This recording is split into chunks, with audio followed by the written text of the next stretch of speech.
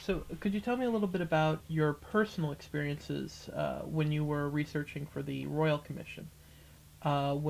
Things that surprised you, things that you didn't expect, uh, the way the people reacted to it, those sort of things? Uh, the Royal Commission was established in 1985 and reported at the end of 1986.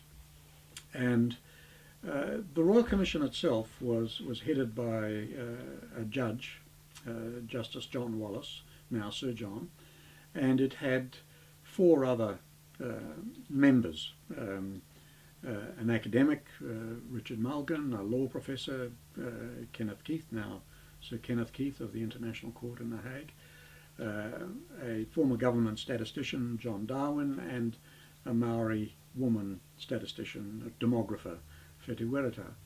And they were an excellent group to work for.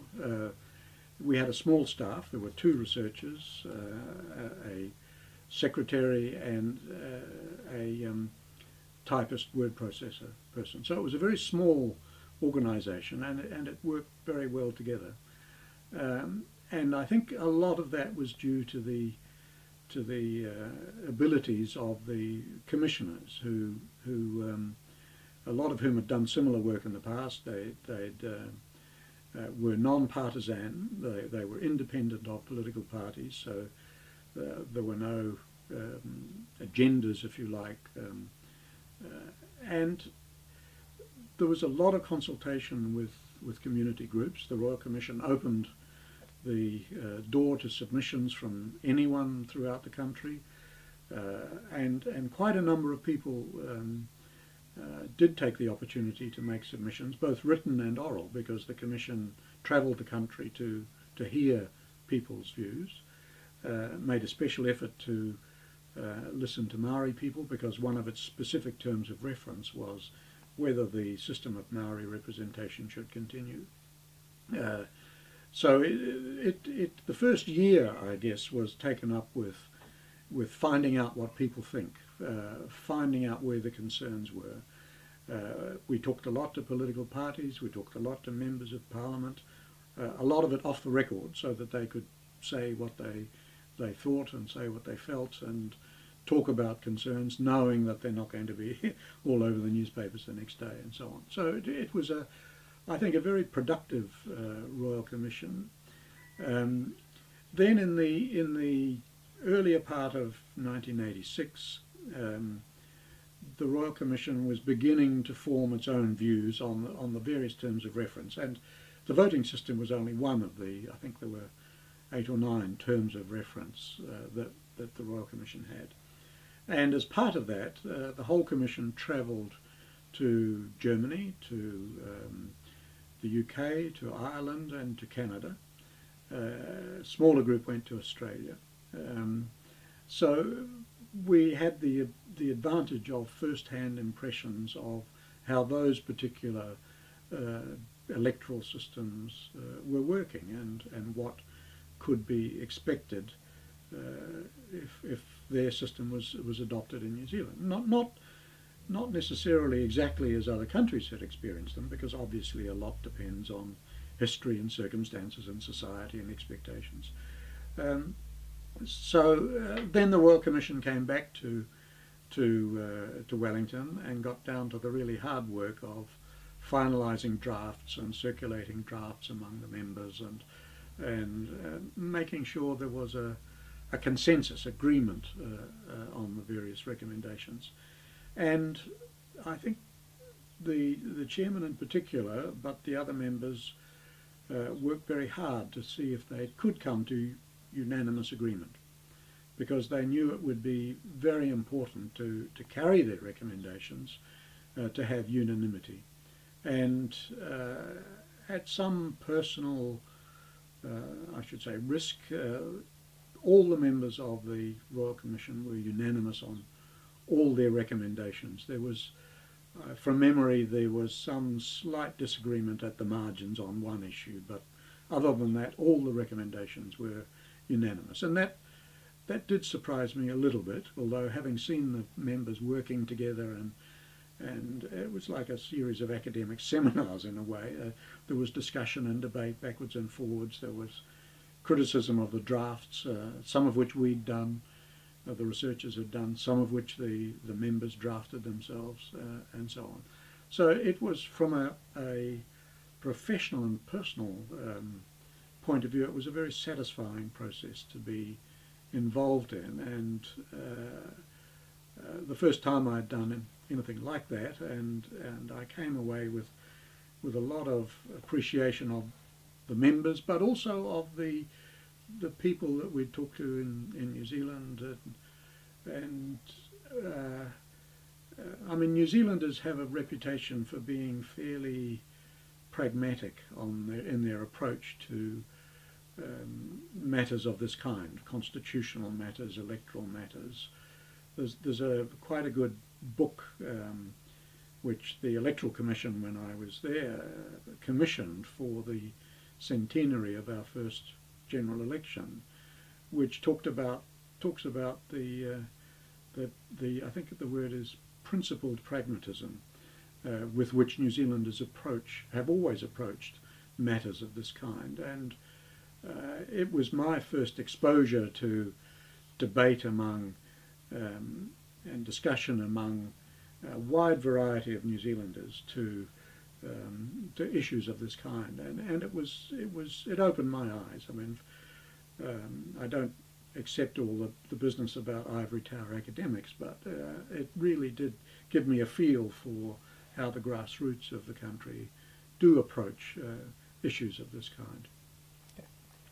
So, what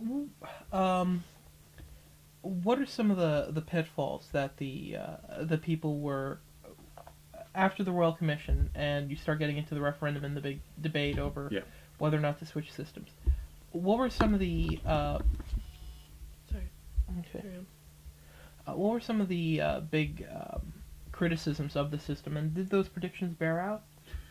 There were some concerns. It was some people were concerned that it was a leap in the dark. I mean, not only are New Zealanders pretty pragmatic when they come to these sorts of things, but they tend to be somewhat conservative as well. And there were people looking for certainty where there could be no certainty. They wanted to know what would happen, and the best that we in the Electoral Commission could do would be to say, well, here's what could happen, but on the other hand, here's something else that could happen, and we don't know, because this is uncharted territory for New Zealand. But here's what has happened in other countries, but we don't necessarily follow what other countries do. So there was some concern about a leap in the dark. On the other hand, there were people who were expecting a change to MMP to solve all our problems. There were even some who would say, well, inflation will come down, unemployment will come down, and so on. So it was also a matter for us of trying to dampen expectations, that this was not the holy grail of all things that were wrong, all the problems that we had. During the debates in the referendum period, however, there were concerns about whether there would be instability in government, one of the concerns that the Royal Commission also had. There were concerns that the political parties would be given too much power because about half the members of Parliament would be elected from party lists, and this was a completely new concept in New Zealand's political life, and there were concerns that these members of Parliament, these list members, would not be accountable to the electorate in the way that electorate members of Parliament are, because electorate members of Parliament have to be voted in by the voters in a particular electorate, but list members in effect are appointed by political parties, the argument went, and this means that they are not accountable to the public, they are accountable to the bosses in the political parties. And that concern remains.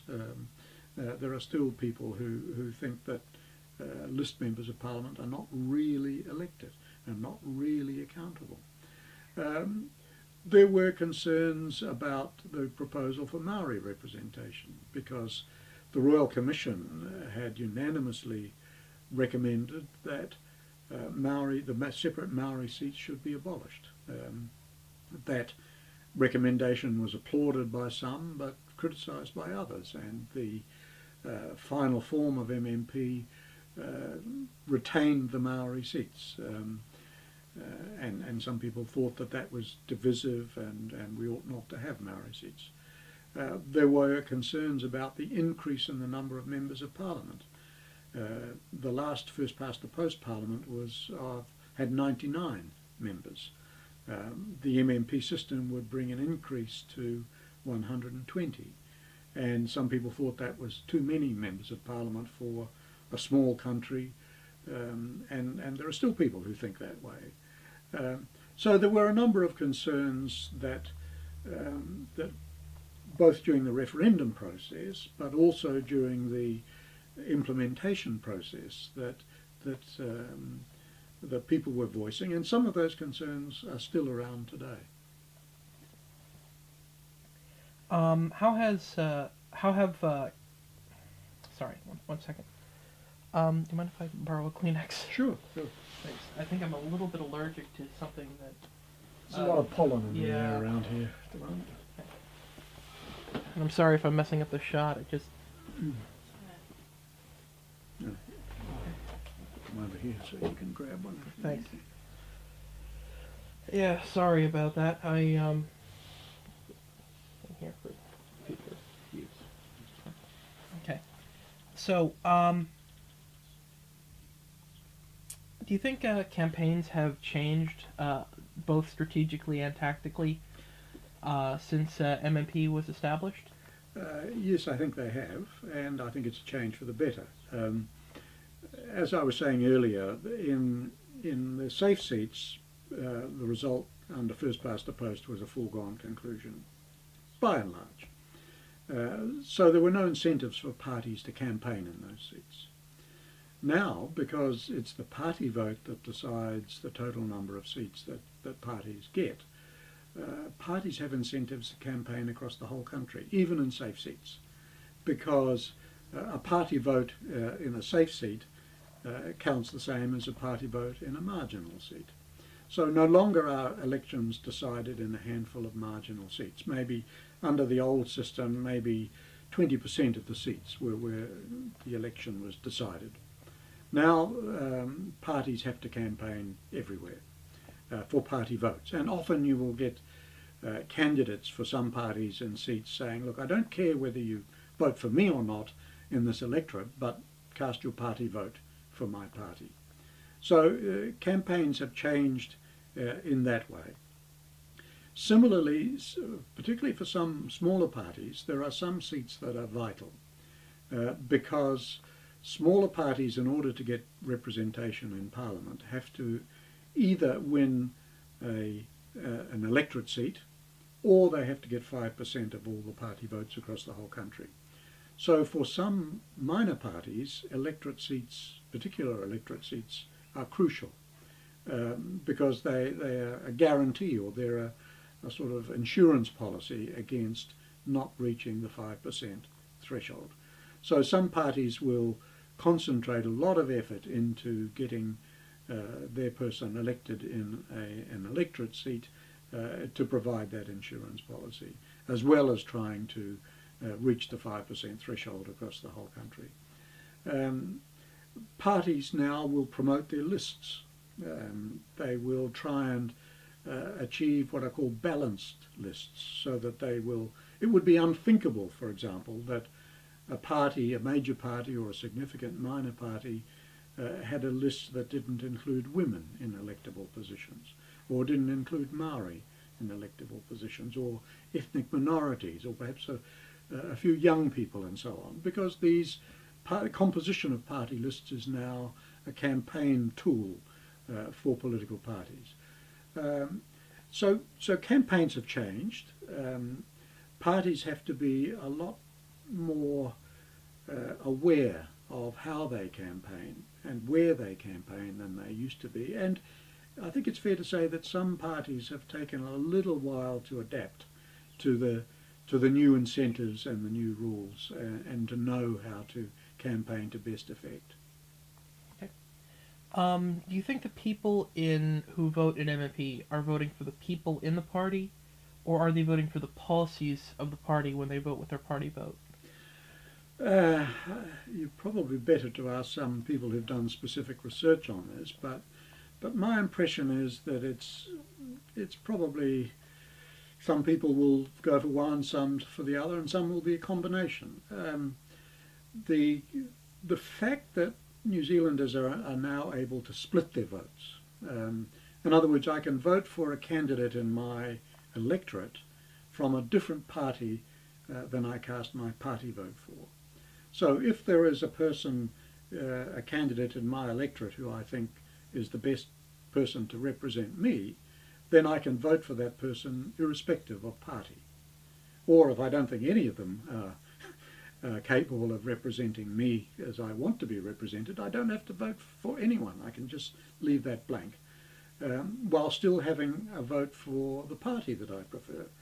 And a large proportion of New Zealanders split their votes. They vote for a candidate from a different party than their party vote, about 30% from memory, which is very high. So, in other words, New Zealanders can have their cake and eat it too in that respect. When it comes to the party vote, I think people do take account of policies, perhaps not on the level that parties would like them to. They do take account of personalities, but I wouldn't exaggerate the importance of either. It's often image, it's often, I've always voted for this party and I'm going to continue to vote for this party, and so on. So there'll be a mixture, I think. Okay. Do you think how much influence do third parties have, or minor parties have, in the MMP system? Is it proportionate to the number of votes they get? Yes, it is, provided that they get into Parliament by making the threshold. Some people think that minor parties in Parliament have too much power, and this was one of the concerns about MMP that I talked about earlier. I think that's easy to exaggerate, because the major parties really have to agree to what minor parties are proposing, because minor parties need the major parties perhaps more than the major parties need the minor parties, particularly when it comes to government, because governments have alternatives and in terms of where they get their support from among the minor parties, or occasionally among the other major parties. And the Prime Minister always has the option of going to the Governor-General and saying, look, I can't govern effectively and I want to call an early election. I think the power of the minor parties can be exaggerated. That's not to say that they don't have a lot more influence than they used to have. Under First Past the Post, there were minor parties in Parliament, but they were irrelevant for the most part, because the major party had a majority in Parliament and didn't need them. The minor parties in Parliament now, I think, have significant influence, not just in the chamber itself, but particularly in the committees of Parliament, where a lot of the detailed work on legislation is done. And in fact, I've heard it said, and there's some truth to it, that the select committees are kind of like a second chamber, that they restrain the executive. Select committees are formed according to the proportions of the parties in Parliament, so the government doesn't have an automatic majority on select committees. So it has to build alliances, it has to build consensus on its legislation, and that's something new. Parties didn't have to do that in the old system, so that parties, minor parties, can have significant influence, but governments often have alternatives. If they can't get agreement with one minor party, they can go to other minor parties and try and build a consensus for their legislation. And governments have learned that the sky doesn't fall in if they get defeated on a piece of legislation. If they get defeated on confidence issues, then that's another matter, of course. But on legislation, on votes in Parliament, on legislation, then they can lose a vote and the sun rises tomorrow and they're still in power. So parties and politicians from the previous system have had to learn a whole lot of new skills, negotiating skills, consensus building skills, and some of them have done it more successfully than others. Okay. So this actually is something I'm just thinking of now, and maybe I should have brought it up with some of the other people I interviewed, but there's a worry about the kingmaker scenario, where there really is one minor party where everybody's exhausted their natural party coalitions, and there's one party in the middle, say New Zealand First or United Future, who can basically almost dictate terms. But isn't the result in Germany right now, where the two major parties entered into a grand coalition, one of the arguments against that? Grand coalition is sometimes thought of or spoken of in New Zealand, and a lot of people think that the idea of a coalition between National and Labour has some merit. I think it would require extraordinary circumstances for either National or Labour to agree to such a coalition. It has happened here in the past, usually in wartime, where there is seen to be a necessity to try and unite the country in pursuit of the war effort. And I think it would take something extraordinary like that to produce a grand coalition here. MMP didn't get off to a great start in 1996 after that election because, again, there was a pivotal party, New Zealand First, which decided to carry out parallel negotiations with both National and Labour. And those negotiations went on for some weeks, and then New Zealand First decided to go with National, contrary to everyone's expectations. So there is, I think, an expectation, or at least a hope, that political parties will declare before an election where their coalition preferences lie. Now, that if it looks like being close, that may not be borne out in actual practice. A party may say, well, we'll open negotiations with the major party that has the most seats. But it is a somewhat uncertain period. The 1996, it went on for weeks. In 1999 and 2002, it was pretty clear from the election night results which way it was going to go, and the coalition government was formed quite quickly. Even, I think from memory, in 1999 the Green Party was effectively shut out, even though they picked up seats on the absentee votes and were critical to maintaining support for the Labour or progressive government. So it's pretty clear, but it's true that there could be a pivotal party or parties after the next election, but I think there will be a lot of public expectation and public pressure to have those negotiations concluded pretty quickly after the election. A lot of people don't understand that this period after the election until the formation of a new government is, we still have a government.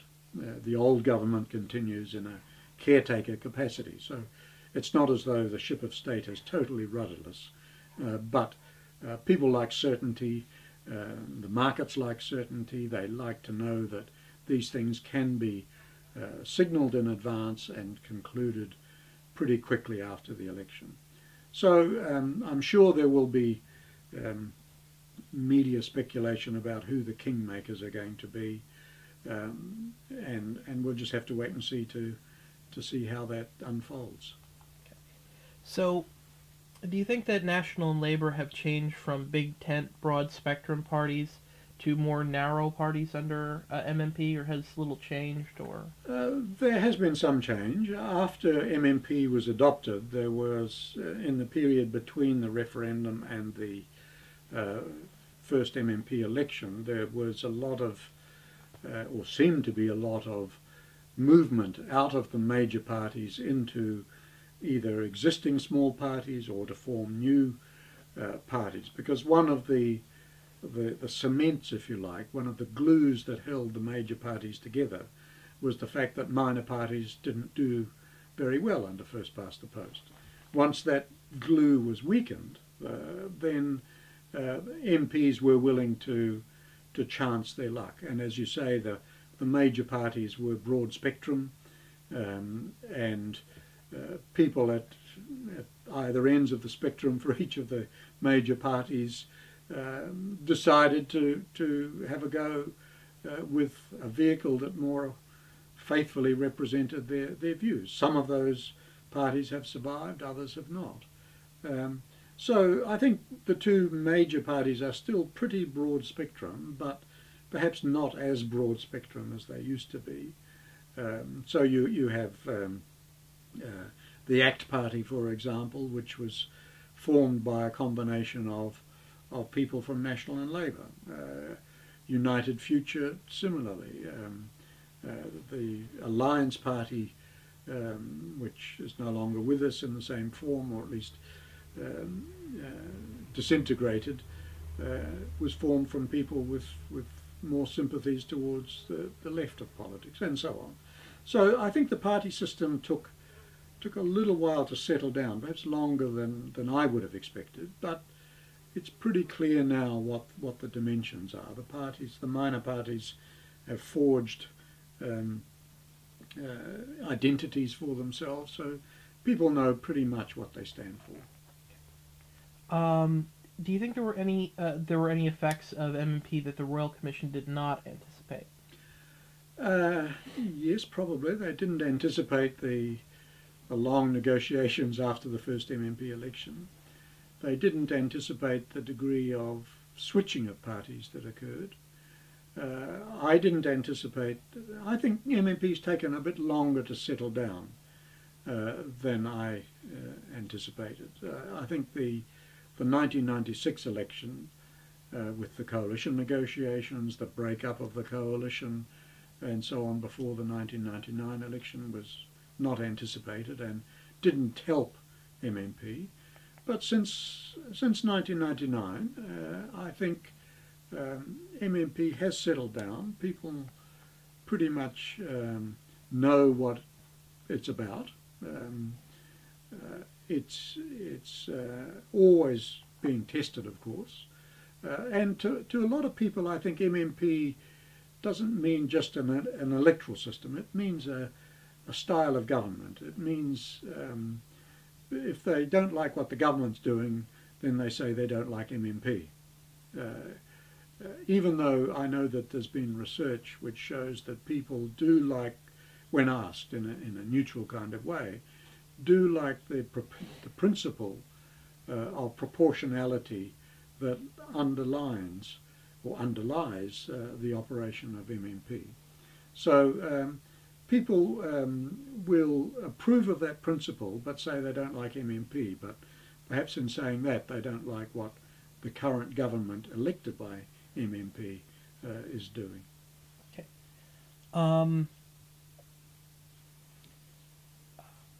Do you think that a country like the USA, or let's just go ahead and say, do you think the USA will ever support a system like MMP or proportional representation in any form?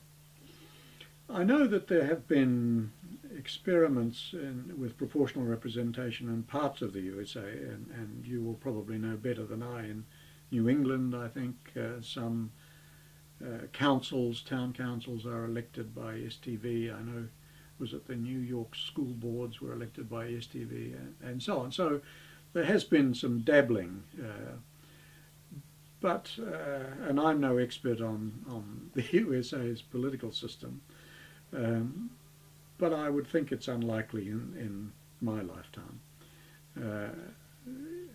there is too much history and too much to unravel, and the complexity of the system is and the lack of history of referendums, for example, nationwide referendums, seems to make it unlikely. I mean, it might get introduced in parts of Canada. They've had debates about such matters. There has been a commission of inquiry in the UK about proportional representation. It's still sort of just got a foothold on the agenda in Great Britain, but I'm not expecting any great change there. So I would have thought the US is probably even less distance down that particular track than other countries. It's now 15 years, or rather it's 14 years, but by the time we finish editing this movie it'll be 15 years since MMP was established in the 1993 referendum. What are your thoughts on the past 15 years of politics in New Zealand? I think MMP has worked pretty much as the Royal Commission expected, and pretty much as the people, the less overly enthusiastic people expected. It has provided a break on the executive, which was one of the reasons I think that the people supported it. The break on the executive comes about because minor parties have more influence. It has provided a much more representative parliament than we had under First Past the Post, in the sense that there are now significantly more women in parliament, more people from Maori population, and more ethnic minorities, and these tend to be drawn from parties across the board, not just from one party, as was the case, for example, with Maori for a long time. So it certainly, I think, had some positive effects. Policies are now much more negotiated than they used to be. Select committees have much more influence than they used to have. Having said that, I think the government formation process and the fact that policies and who forms a government and laws are more negotiated, it still gives some people, they still feel uncomfortable with that, because they still have the uncertainty of what might happen if, say, an extremist minor party held the balance of power. I don't think we've seen that yet.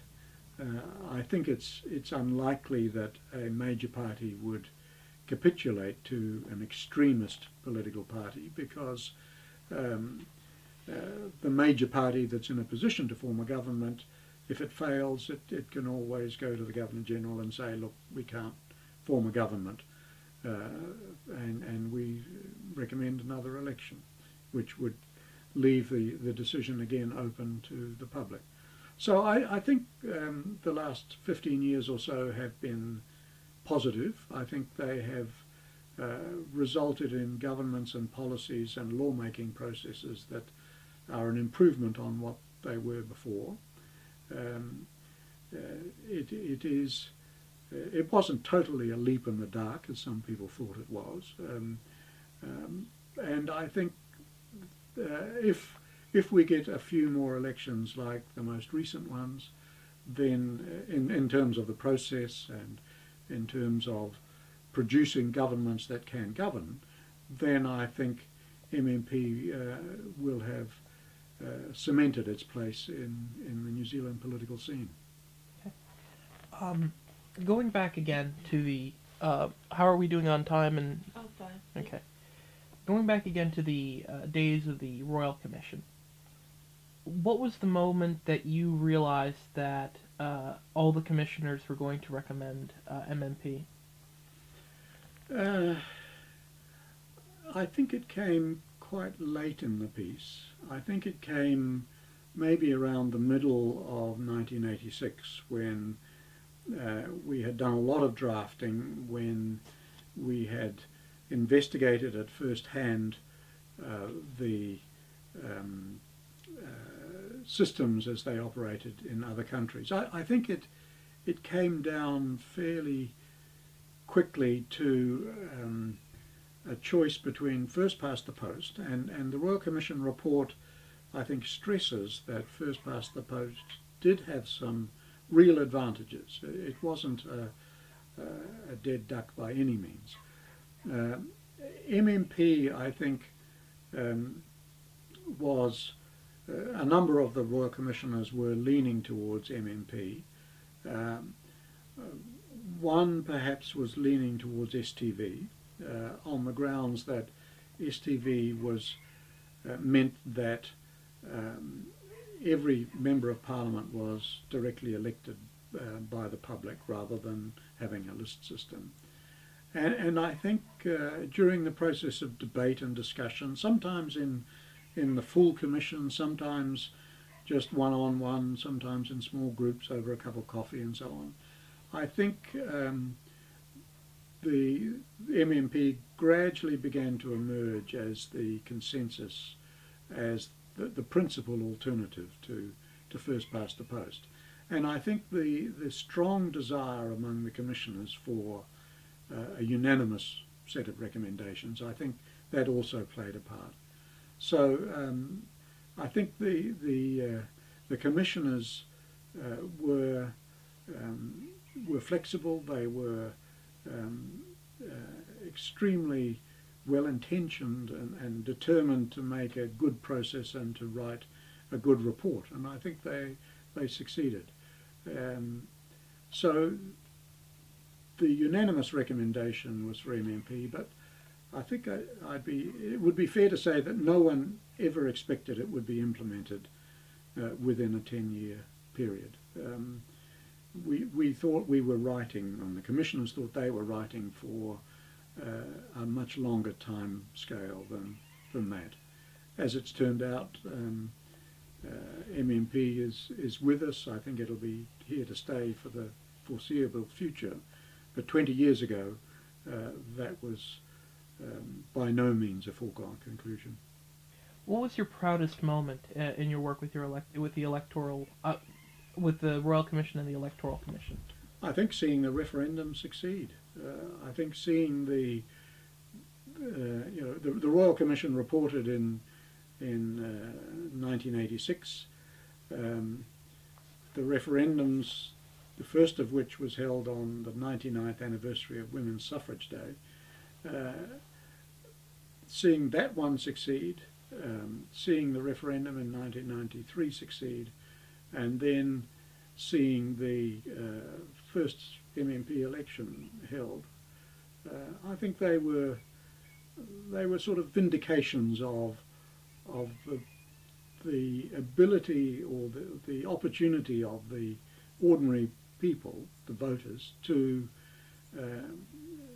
persuade political parties to go down a course that was not in the political parties' interests. So I think the two referendums in 92 and 93 were pretty proud moments. The 93 one was close, but successful, and the margin, I mean, 54% to 46%. I mean, no government had been elected with 54% of the vote for decades. So it was, in my view, it was decisive, and that was a proud moment, I think, because it was the result not only of a process in which I had a part to play, but also the sort of people power, the sovereignty of the people being asserted in a wholly democratic way. Grab another tissue. Sure. Thanks. Very beautiful, but very blunt Paul and Rich. Yes.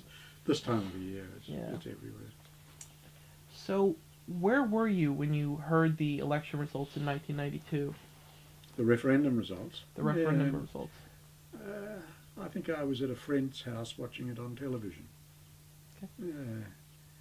And it was nice. It was a satisfying moment, although it was only the first hurdle. And I think once the initial flush of euphoria had worn off, I think the people who had campaigned for the referendum and for MMP knew that the real fight was yet to come, and they were proven right, because there was organised opposition to MMP for the 1993 referendum. So where were you when you heard about the results in the 1993 referendum? Goodness, I think I might have been at home with a few friends again, watching it on television. Oh, so that's all I've got. Helen, do you have any questions? I do have one question. I'll get you to direct your answer to Brian just for the camera's Sure. sake. But did the Commission ever sort of anticipate the problem of the so-called waka jumping scenario? The Royal Commission or the Electoral Commission? Sorry, the Electoral Commission. I think there were signs of that in the period before the first MMP election, and it was to be expected. It was, the scale of it, I think, was easily exaggerated. I think from memory about 13 of the 99 members changed parties during that period. I think the instability after the 96 election, before the 99 election, was unexpected.